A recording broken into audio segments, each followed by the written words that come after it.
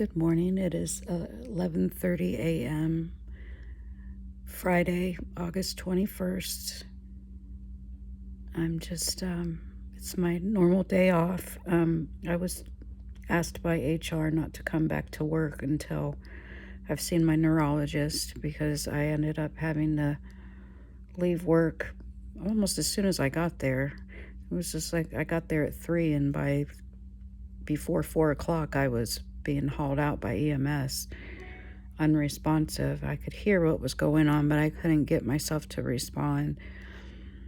And also, my left side kept seizing up. It started in my foot, but then it got to the point where my knee was coming up off of the chair, like my whole leg was seizing up. And it was frightening because I watched my son go through this in the months leading up before he passed, and the hospitals weren't able to find out what was wrong with him. And even after death, in his autopsy, they didn't find a definitive cause for what happened. So it's not like I believe, oh, I'm following the same trajectory. Like but the similarities are a little haunting, and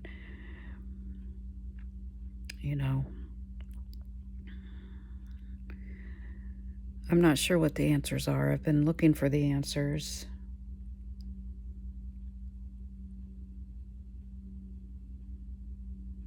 I'm being reminded what I said to Darren.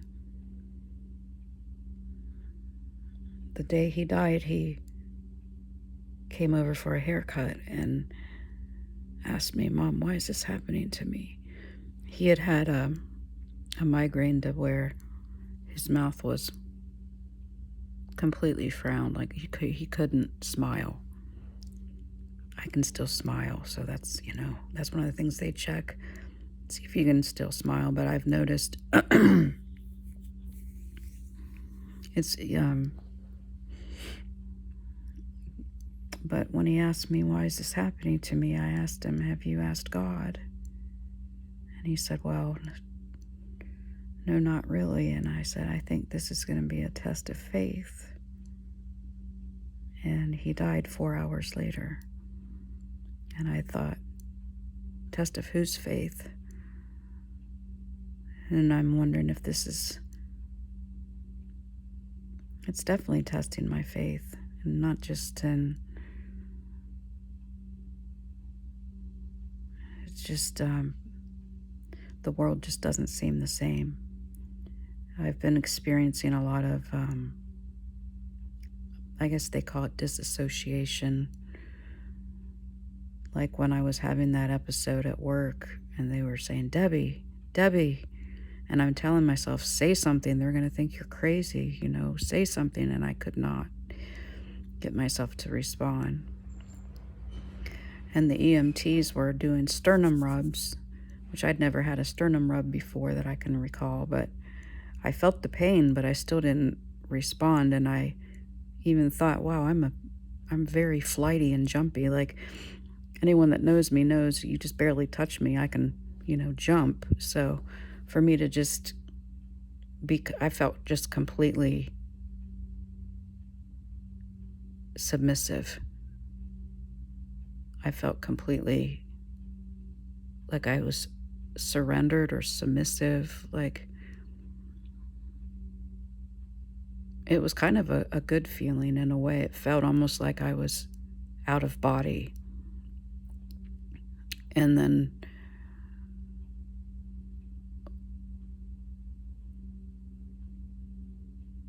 I've been doing a lot of recordings, and I don't have anything planned. I just tell myself now and just turn on the camera. And I've noticed I've been having what I call episodes, and they don't last long, about 5-6 minutes. And it feels like I'm just going to sleep. I even notice my breathing changes. Like I'm aware that I'm completely surrendered, submissive. but I noticed that my breathing is not, it's like I'm breathing without, I'm watching myself sleep. That is really the most accurate way I can describe it, is watching myself sleep. It's not painful. It's actually kind of almost, I also have had feelings like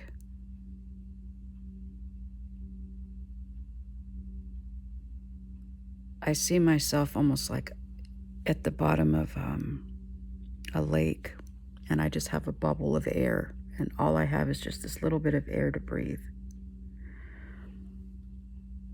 But I'm not afraid.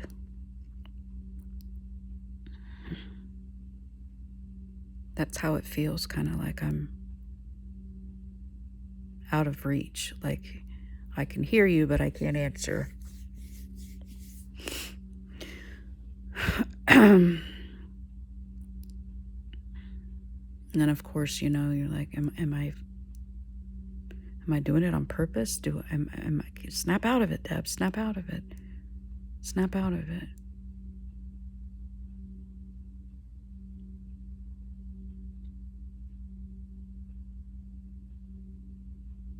Then when I do snap out of it, it's like, well, why didn't you do it sooner?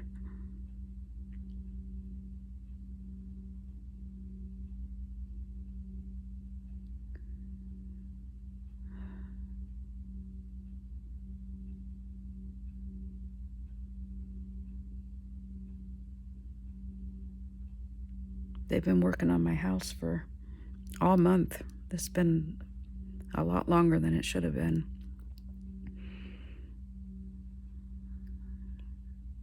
But yesterday I was able to get up and vacuum and did some cleaning, and it felt so good.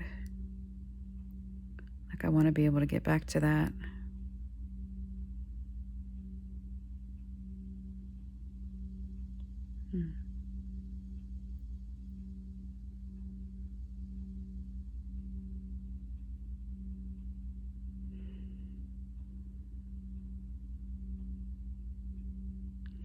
Got my neurologist appointment on Tuesday at 10. I feel like everything's on hold until then, And that's another thing I remember dealing with Darren. It was like always waiting for that next doctor's appointment. And when are they going to find answers? And they never found any answers. And so it's very frustrating. And now I'm watching, Stephen, and I've seen him cry a few times, and I could tell it's because he's scared. He already watched his brother, he doesn't want it to happen to his mom too. But I think that's another reason I want to sign over the house to Stephen, because none of us live forever, and I'd rather it be under his care before I go, rather than him having to risk, not knowing what to do. It's called assumption. They say they won't even pull his credit. They'll just be able to sign it over to him based on his income, which he has good income. He has a very good income, good job. Thank God. But I'm not sure where I'm headed, but I feel a detachment, like I'm detaching from everything.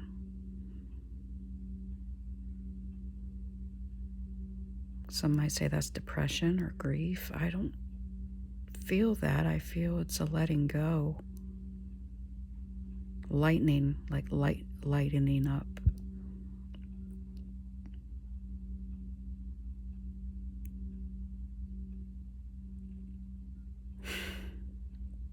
My sister said, Deb, you've done so much for so long. I think you're just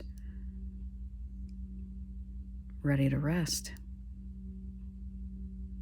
Sometimes your body makes you do that. They say the body's the messenger, and my body is acting overloaded. Like the neurologist said, it's like having 10 tabs open on your computer. And I'm thinking, who doesn't feel like that? Who doesn't have 100 things on their mind? Everybody's like that. That's not anything to go to pieces over. Why am I going to pieces? Lexi.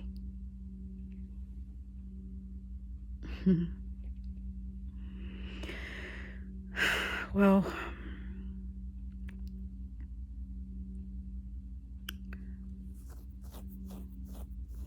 I guess I'll do my best to have a good day.